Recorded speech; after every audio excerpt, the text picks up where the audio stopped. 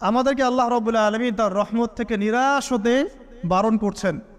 যে যত পাপ করেছে জীবনে, যদি একটা বার কেউ যদি আল্লাহ পাককে মন থেকে ডাকে, চোখ দিয়ে ঝরঝর করে পানি পড়ে, আল্লাহ পাককে বলে, সেজদায় গিয়ে পড়ে আল্লাহকে বলে রব্বিক ফিরলি, আল্লাহ আমাকে মাফ করে দাও, তার মনের মধ্যে যদি সততা থাকে, মন থেকে যদি সেই কথাটা বলে থাকে, আল্লাহ পাক শুধু তাকে ক্ষমাই করবেন না, তার সমস্ত গুনাহগুলোকে আল্লাহ নেকি দিয়ে পরিবর্তন করে দিয়েছে।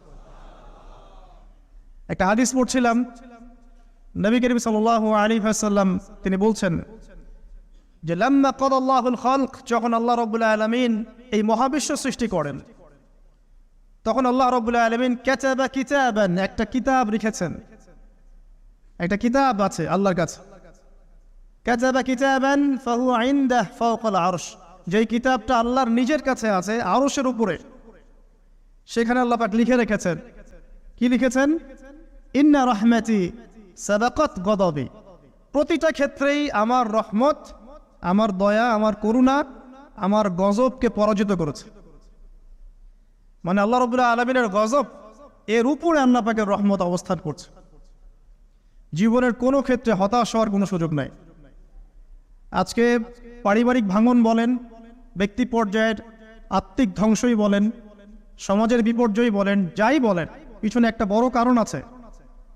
সেটা হলো আল্লাহ থেকে দূরে থাকা মানুষ, আল্লাহ থেকে হতাশ হয়ে যাওয়া। আর এই কাজটা শয়তান করিয়েছে মানুষকে আল্লাহ থেকে দূরে সরানোর জন্য। কিন্তু আল্লাহ রাব্বুল আলামিনের কাছে কেউ যদি যেতে চায়, মন থেকে যদি আল্লাহকে একটা বারও ডাকে, আল্লাহ পাক এক ডাকের মাধ্যমেও তার গুনাহ মাফ করতে পারে। দুজন ব্যক্তির ঘটনা পড়লাম। একজন ব্যক্তি প্রচন্ড রকম আবেদ, প্রচুর ইবাদত করে। আপনারা জানেন ইবলিসও কিন্তু আবেদ ছিল, ইবলিস কিন্তু প্রচুর ইবাদত করেছে। এখন ওই ব্যক্তির একজন বন্ধু ছিল, এটা বানু ইসরাঈলের ঘটনা। তো সেই বন্ধু পাপী ছিল, বিভিন্ন কবিরা গুনাহ করত। আর এই আবেদ ব্যক্তি বারবার তাকে নসিহত করত, গুনাহ ছেড়ে দাও, তুমি পাপ করছো, গুনাহ ছেড়ে দাও। তখন সেই ব্যক্তি যে পাপ করছে সে বলতো যে আল্লাহ কি তোমাকে আমার রক্ষক বানিয়েছেন? আল্লাহ কি তোমাকে আমার উপর দারোগা বানিয়েছেন? আমাকে আল্লাহর হাতে ছেড়ে দাও, আমাকে নসিহত করতে শোনা। একদিন এই আবেদ ব্যক্তি তার বন্ধুকে একটা জঘন্য পাপ করতে দেখলো, এমন একটা পাপ যেটা দেখে তার মনে ধারণা আসলো এটা চরম জঘন্য একটা কাজ। তখন সে মুখ ফসকে বলে ফেললো যে আল্লাহ তোকে আর মাফ করবে না, আল্লাহ তোকে জান্নাত দিবে না। আল্লাহ রাব্বুল আলামিন মালাকুল মউতকে এই দুজনের কাছে পাঠালেন, দুজনের রূহকে কবজ করা হলো। এবার আল্লাহ পাক তার সামনে তাদেরকে উপস্থাপন করে বললেন যে তোমাকে আমার রহমত সম্পর্কে কে গ্যারান্টি দিয়েছে যে আমি কাউকে রহমত করব কি করব না? যাও, আমি তোমাকে জাহান্নামে পাঠালাম, ওই ব্যক্তি যে আমার রহমত প্রত্যাশা করেছে আমি তাকে জান্নাত দিয়ে দিলাম। দেখুন, এই হাদিসটা শুনলে মনে হয় বাহ্যিক হয়তো বা মুখের একটা কথার কারণেই সে জাহান্নামে চলে গেল। আসলে বিষয়টা এমন নয়। বিষয়টা আমি আপনাকে বোঝাচ্ছি। বিষয়টা হচ্ছে ইবলিসের মতো। ইবলিস কিন্তু শুধু মন থেকেই বলেনি যে খলাকতানি মিন নার ওয়া খলাকতাহু মিন তিন, আমি কেন তাকে সিজদা করব আদমকে? আদম তো মাটির তৈরি আর আমি তো আগুনের তৈরি। এটা ইবলিসের শুধু মৌখিক স্টেটমেন্ট ছিল না, কারণ কি ছিল? আবা ওয়াস্তাকবারা, সে উদ্ধত হয়েছিল, অহংকার প্রদর্শন করেছিল। ভিতর থেকে ইন্টারনালি সে অহংকারী ছিল, সে আন্ডার এস্টিমেট করে কথাটা বলেছে, শুধু মৌখিকভাবে বলে নাই। কিন্তু ঠিক এই ব্যক্তির ঘটনা এমনই, সে মন থেকে অহংকারী হয়ে উঠেছিল, যদিও বা সে আবেদ ছিল। এখানে আমরা যারা প্র্যাকটিসিং মুসলিম হওয়ার চেষ্টা করছি, আমাদের জন্য এখানে নিদর্শন আছে। অচক্ষ নামাজ পড়েই ভেবে বসবেন না যে অনেক কিছু করে ফেলছে, এক চিল্লা দিয়ে মনে করে ফেলবেন না যে দিনের জন্য অনেক কিছু করে ফেলছে। একটা হজ করেছেন, ওমরা করেছেন, সিয়াম রেখেছেন, দিনের জন্য দান সৎকার করেছেন, একটা মাদ্রাসা মসজিদ করেছেন, ভেবে বসবেন না আপনি সব অনেক কিছু করে ফেলেছেন এবং অন্যরা সব ককরোচ তেলাপোকা, ওরা জাহান্নামে যাবে, এমনটা মনে করবেন। জানি না আমরা যে কার আমলের কতটুকু আল্লাহর কাছে কবুল হচ্ছে। তো এখানে এই ব্যক্তির সমস্যা ছিল এই, সে নিজের আমলটাকে অনেক ভারী মনে করছিল এবং সে স্টেটমেন্ট দিয়ে ফেললো যে তোকে আল্লাহ পাক মাফ করবে না। এই একটা কথা মন থেকে বলার কারণে তার ইহকাল পরকাল দুটা বরবাদ হয়ে গেল, সে জাহান্নামে চলে গেল। ঠিক আরেক ব্যক্তির ঘটনা আছে এমন, এগুলো সবগুলো রেফারেন্স আছে। এক ব্যক্তি প্রচুর ইবাদত করত, আল্লাহ পাক তার ইবাদত করার জন্যে পাহাড়ের চূড়ায় একটা সুন্দর ব্যবস্থাও করে দিয়েছিলেন। সেখানে ডালিম গাছ হতো, ঝর্ণা আসতো, খাবারের কোনো অভাব নাই। হাদিস এসেছে 500 বছর সে ইবাদত করেছে। কত বছর? কিয়ামতের মাঠে এই ব্যক্তির অবস্থা এমন হবে, তাকে জান্নাতে প্রবেশ করানোর জন্য নিয়ে যেতে বলা হবে, যাও আমার রহমতে জান্নাতে চলে যাও। আল্লাহ পাক তাকে এই কথাটা বলবেন, কিন্তু এই ব্যক্তি বলবে আমার আমলের কারণে, আল্লাহ পাক বলবেন আমার রহমতে জান্নাতে চলে যাও। ব্যক্তি বলবে আমার আমলের কারণে। আল্লাহ রাব্বুল আলামিন তখন তাকে দেওয়া সমস্ত নেয়ামতগুলোকে এক পাল্লায় করবেন, আর তার সমস্ত আমলকে আরেক পাল্লায় করবেন। তারপর দেখা যাবে আল্লাহর সমস্ত নেয়ামত তার একটা চোখের সমান হয় নাই। কথা কি বুঝতে পারছেন? একটা চোখের যে নেয়ামত আল্লাহ পাকের, সমস্ত আমল ও 500 বছরের ইবাদত এতটুকু হয়নি। তারপর তাকে বলা হবে ওকে জাহান্নামে নিয়ে যাও। এবার জাহান্নামে যাওয়ার সময় সে বলবে আল্লাহ তোমার রহমতে আমাকে মাফ করে দাও। তখন আল্লাহ পাক তাকে আবার ডেকে নিয়ে আসবে, বলবেন যে তোমাকে যে আমি ইবাদত করার জায়গা করে দিয়েছিলাম, এটাকে তুমি নিজে করেছো না আমি করেছি? সে বলবে আপনি করেছেন। তোমাকে যে আমি সৃষ্টি করেছিলাম তখন কি তুমি কোনো আমল করেছিলে? বলবে না।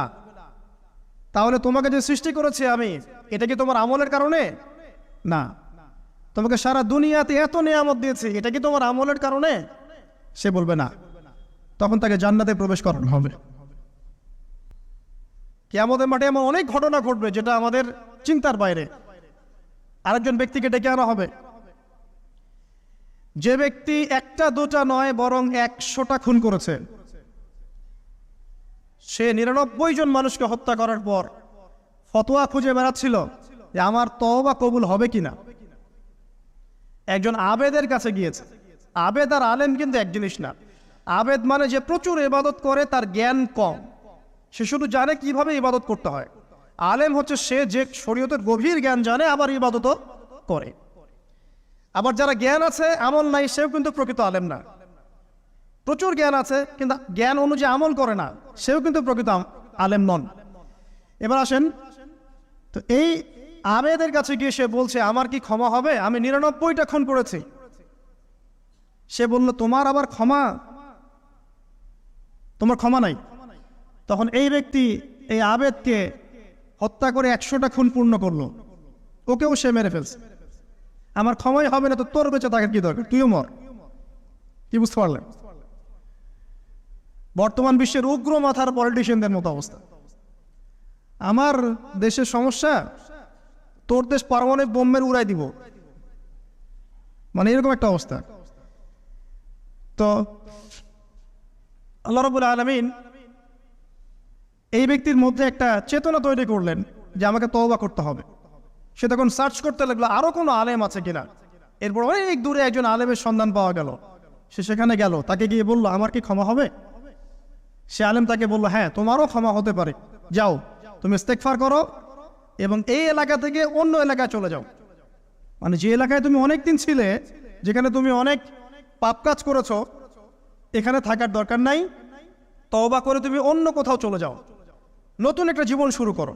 এখানে থাকলে হবে কি, তোমার স্মৃতিগুলো তোমাকে তাড়িয়ে বেড়াবে এবং মানুষ তোমাকে খারাপ নজরে দেখতেই থাকবে, তুমি তখন কষ্ট পাবে।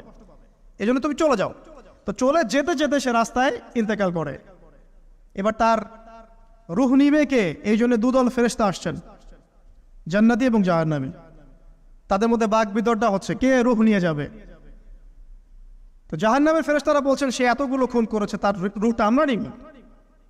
আর জান্নাতি ফেরেশতারা বলছেন না, সে তওবা করতে এসেছিল, অতএব সে আল্লাহর অভিমুখী হয়েছে, তার রূহটা আমরা নিব। আল্লাহ পাক এখানে একটা কৌশল করলেন। আল্লাহ পাক ফেরেশতাদেরকে বললেন তোমরা রাস্তাটাকে পরিমাপ করে দেখো, যেদিকে যাচ্ছিল তার পরিমাপ বেশি নাকি যেখান থেকে এসেছে ওর পরিমাণ বেশি। আল্লাহ পাক জমিনকে আদেশ করলেন হে জমিন তুমি প্রশস্ত হয়ে যাও। এবার পরিমাপ করে দেখা গেল সে তওবার দিকে আসছিল এর পরিমাণটা বেশি। এই একটা কাজের ওসিলা আল্লাহ পাক তাকে মাফ করে দিলেন। মনে রাখবেন, এটা মৌখিক বিষয় ছিল না, সে মন থেকে ভিতর থেকে কিন্তু সে আল্লাহর প্রতি অনুগত হয়েছিল। এই মনের বিষয়টা আল্লাহ ছাড়া কেউ জানে না। আপনি দেখতে পারেন সমাজে অনেকে দাড়ি টুপি পাগড়ি জুব্বা সব লাগিয়ে ঘুরছে, তো বিশ্বাস করেন তাদের মনটা এমনও হতে পারে যে জানোয়ারের চেয়েও কুৎসিত, এমনও হতে পারে। আবার আপনি দেখবেন সমাজে এমন অনেক মানুষ ঘুরছে যারা হয়তো অনেক পাপে লিপ্ত মনে হচ্ছে, কিন্তু মনের মধ্যে সততা আছে। আর যার মনের মধ্যে সততা আছে, আল্লাহ বা কোনো না কোনো দিন ইনশাআল্লাহ তাকে হেদায়েত দিবে। এটা আমরা আমাদের অভিজ্ঞতা থেকেও দেখেছি। এমন অনেক মানুষকে আমরা দেখেছি যে ড্রাগ অ্যাডিক্টেড ছিল, মিউজিক করেছে, হারাম সম্পর্কের মধ্যে ছিল, নামাজ ঠিক মতো পড়ে নাই, কিন্তু যখনই আল্লাহর কথা আলোচনা হতো দেখতাম সে খুবই শান্তভাবে মন থেকে কথা শুনছে। এই কথা শুনতে শুনতে শুনতে একদিন মাশাআল্লাহ এখন দেখবেন যে চিল্লা দিয়ে বেড়াচ্ছে বিভিন্ন মসজিদে। আল্লাহ হেদায়েত দিয়েছে, সব ছেড়ে দিয়েছে। এরকম মানুষের অভাব নাই কিন্তু সমাজে। তো এখানে আল্লাহ পাকের রহমত বা দয়ার একটা উজ্জ্বল দৃষ্টান্ত দেখতে পারবেন। ঠিক এরকম আরো একটা ঘটনা আছে বনু ইসরাইলের। এক ব্যক্তি এত পাপ করেছে যে শেষে মৃত্যুর সময় সে সন্তানদেরকে ডাকছে, ডেকে বলছে যে আমি যখন মারা যাব আমার লাশটাকে তোমরা কবর দিও না, যদি আল্লাহ পাক আমাকে ধরতে পারেন তাহলে খবর আছে আমার। আর কি করতে হবে? সে বলছে যে আমার দেহটাকে তোমরা পুড়িয়ে ফেলবে, এবং পুড়িয়ে ফেলার পরে ছাইগুলোকে একত্রিত করবা, করে অর্ধেক ছাই সমুদ্রে ভাসিয়ে দিবা, অর্ধেক ছাই বাতাসে উড়িয়ে দিবা। সন্তানরা তাই করলো। মৃত্যুর পর আল্লাহ পাক এই সমুদ্র এবং জমিনকে বাতাসকে আদেশ করলেন যে তোমরা ছাই জড়ো করে দাও। আর মানুষ আর জিন আল্লাহর কথা না শুনলেও এই প্রকৃতি আল্লাহ পাকের কথা শোনে। বিজ্ঞান বলে প্রকৃতি থেকে সব হচ্ছে। কি প্রকৃতি? প্রকৃতি কি, কাকে বলে? মানুষকে আল্লাহর ইবাদতকে বাদ দিয়ে প্রকৃতি পূজায় নিয়ে গেছে। এই পুরো প্রকৃতি আর মহাবিশ্ব এক আল্লাহর ইবাদত করে। কে সৃষ্টি করলো প্রকৃতি? প্রাকৃতিক ভাবে হয়েছে সবকিছু বলে, আল্লাহ থেকে হয়েছে বলা যাবে না। বললে আপনি মৌলবাদী হয়ে যাবেন। আল্লাহ শব্দ ইউজ করলে আপনি মৌলবাদী হয়ে যাবেন। ধর্মতাত্ত্বিক শব্দগুলোকে আস্তে আস্তে উঠিয়ে দেওয়া হয়েছে। দেখবেন যুক্তি, বিজ্ঞান, দার্শনিক শব্দগুলোকে আনা হয়েছে। এটাও টেকনিক্যালি করা হয়েছে। কোন সেকুলার মিডিয়াতে আপনি দেখবেন না ইনশাআল্লাহ বলছে। ইনশাআল্লাহ প্রমাণ করবে যে আপনি আস্তিক না নাস্তিক। তো প্রকৃতিকে আল্লাহ পাক আদেশ করলেন, এই সমুদ্র ছাই জড়ো করো, এই বাতাস ছাই জড়ো করো। তারা ছাই জড়ো করে দিল। এই ব্যক্তিকে বলা হচ্ছে তুমি জীবিত করে আল্লাহ পাক বলছেন তুমি যে এই কাজটা করেছিলে, লিমা ফাআলতা হাযা, তুমি এই কাজটা কেন করেছো? তখন এই ব্যক্তি উত্তর দিচ্ছে, মিন খাশিয়াতিকা ইয়া রাব্বি ওয়া আনতা আ'লাম। হে আল্লাহ, আমি আমার বুঝে যা এসেছে আপনার ভয়েই আমি এই কাজটা করেছি, আর আপনি খুব ভালো করেই জানেন যে আমি আপনার ভয়ে করেছি নাকি অন্য কোনো কারণে করেছি। মানে আপনি আমার মনের কথা জানেন। আল্লাহ পাক তাকে মাফ করে দিলেন। আপনাদেরকে আমি সেই ব্যভিচারী মহিলার কথাও মনে করাই, যে ছিল একজন প্রস্টিটিউট মহিলা, পতিতা, যেটা আমরা বলি সমাজের ভাষায়, যদিও এখন নতুন শব্দ এসেছে সেক্স ওয়ার্কার বা যৌনকর্মী, এবং এগুলোকে আমরা এখন প্রমোট করছি। আমরা এখন অশ্লীলতাকে প্রমোট করছি। এই কথা বলতে আমাদের বুক কাঁপা উচিত নয় যে আমরা এখন অশ্লীলতাকে প্রমোট করছি। আমরা এখন কাপড় খোলার সংস্কৃতি দিকে যাচ্ছি। যে কাপড় খুলে দিয়েছিল ইবলিস। ইবলিস আমাদের বাবা মার কাপড় জান্নাতে খুলে দিয়েছিল, এটা কি জানেন? ফল খাওয়ার পরে এই ফল খেতে কে প্রলুব্ধ করেছে? ইবলিস। গাছের কাছে গিয়ে ফল ভক্ষণ করার পর সর্বপ্রথম আমাদের পিতামাতার গা থেকে কাপড় খুলে পড়ে গেছে। তা আমাদের পিতামাতাকে মহাবিশ্বে নগ্ন করে দিয়েছে ইবলিস, আর তার অনুসারীরা এই জমিনে আদম সন্তানদেরকে নগ্ন করছে এখন। অতএব এই যে একটা ট্রেন্ড এখন চলছে, দেখবেন হারাম রিলেশনশিপকে মিডিয়ার মধ্য দিয়ে প্রমোট করা হচ্ছে, মনে হয় একটা স্বাভাবিক বিষয়, কোনো বিষয় না এটা, যে কেউ জেনাই করতে পারে। জেনা পর্ন খুব নর্মাল। হালাল ভাবে যদি আপনি বিয়ে শাদী করতে যান তখন সমস্যা হচ্ছে। হালাল ভাবে যদি আপনি বিয়ে করতে যান তখন সমস্যা হচ্ছে। হারাম ভাবে আপনি যা ইচ্ছা তাই করতে পারেন, সমাজে কেউ কিছু বলছে না। এখন বলছে এগুলো স্বাধীনতা। সুবহানাল্লাহ, কোন স্বাধীনতা? স্বাধীনতা বলে কোনো শব্দ নাই মহাবিশ্বে। এই পুরো বিশ্বের সমস্ত মানুষ আল্লাহর অধীনে পরাধীন। এই বিশ্বে যত মানুষ বসবাস করছে এখন, এরা কেউই স্বাধীন নয়। না কেউ স্বাধীন ছিল, না আছে, না থাকবে। সবাই আল্লাহ পাকের দাসত্বের অধীনে পরাধীন। স্বাধীন সেই এই পৃথিবীতে যে ব্যক্তি শয়তানের তাবেদারি করে, ও নফসের তাবেদারি করে, ও তো স্বাধীন, যা ইচ্ছা তাই করতে পারে। এই যে অশ্লীলতার প্রমোটিংটা চলছে, এটাকে পারিবারিকভাবে বন্ধ করতে হবে। আল্লাহ পাক আমাদেরকে বোঝার তৌফিক দান করুন। এগুলো যত বাড়বে সমাজে মহামারী আসবে, দেখে নিয়ে মহামারী আসবে, দুর্ভিক্ষ আসবে, সমাজে এমন সব রোগ ব্যাধির জন্ম হবে যেগুলো নামও শোনে নাই মানুষ কখনো, এবং সামনে ভূমিধস অপেক্ষা করছে, এগুলো আসবে। যাই হোক, ওই মহিলা, যে ব্যক্তি একজন যৌনকর্মী ছিল, বা যেটা আমরা বলি ব্যভিচারিণী মহিলা ছিল, একটা কুকুরকে দেখেছে সে পানি পান করার জন্য তৃষ্ণার্ত, সে এটাতে মায়া করে, দয়া করে তার মোজাটাকে নামিয়ে এই কূপ থেকে পানি উঠিয়ে কুকুরকে পান করিয়েছে। এই একটা কাজের বদৌলতে আল্লাহ রাব্বুল আলামিন এই ব্যভিচারী মহিলাকে মাফ করে জান্নাত দিয়ে দিয়েছে। হাদিস এটাও এসেছে, নবী সাল্লাল্লাহু আলাইহি ওয়াসাল্লাম বলেছেন, ইরহামু মান ফিল আরদ, তোমরা সবাই জমিনবাসীর প্রতি রহম করো। জমিনে মুসলিমই থাকতে হবে, তাদের প্রতি রহম করতে হবে এমন নয়, জমিনবাসী যারাই আছে সবার প্রতি রহম করো, জাতি, ধর্ম, বর্ণ নির্বিশেষে। এমনকি পশু পাখির প্রতিও দয়া করো। ইরহামু মান ফিল আরদ, জমিনে যারা আছে সবার প্রতি রহম করো। ইয়ারহামুকুম মান ফিস সামা, যিনি আসমানে আছেন তিনি তোমাদের প্রতি রহম করবেন ইনশাআল্লাহ। ইসলাম এই কথাগুলো বলেছে 1400 বছর আগে। আজকের এই বিশ্বের সোকল্ড এই মডার্ন বিশ্বে, যেখানে মানুষের রক্তের কোনো দাম নাই, সেখানে ইসলাম পশু পাখির অধিকার নিয়ে কথা বলেছে 1400 বছর আগে। কাদেরকে কি শেখাতে আসেন? কোরআন এবং সুন্নাহর বাইরে অভ্রান্ত সত্যের কোনো উৎস আছে? এখানে যা আছে তাই চূড়ান্ত।